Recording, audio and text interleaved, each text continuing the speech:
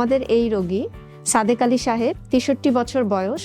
উনি আমাদের কাছে এসেছিলেন হার্ট অ্যাটাকের সিমটম নিয়ে। আমরা ওনার প্রাথমিক চিকিৎসার পরে করোনারি অ্যাঞ্জিওগ্রাম করে ওনার 3টি আর্টারিতেই আমরা ব্লক পাই এবং আমরা রোগীর লোকের সাথে আলাপ আলোচনার মাধ্যমে এই 3টি আর্টারিতেই স্টেন্ট পরানো বা রিং পরানোর সিদ্ধান্ত নিই।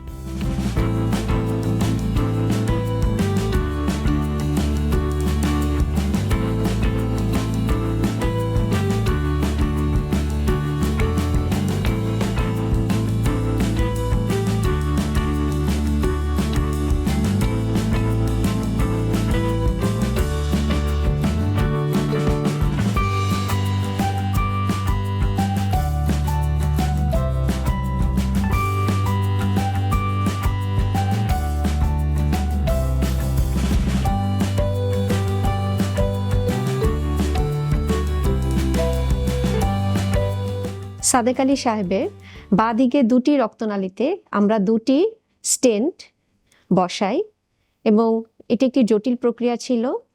এর সাথে আমরা রোগীকে প্রতিরোধমূলক ব্যবস্থা হিসাবে টেম্পোরারি পেসমেকার করে নিয়েছিলাম।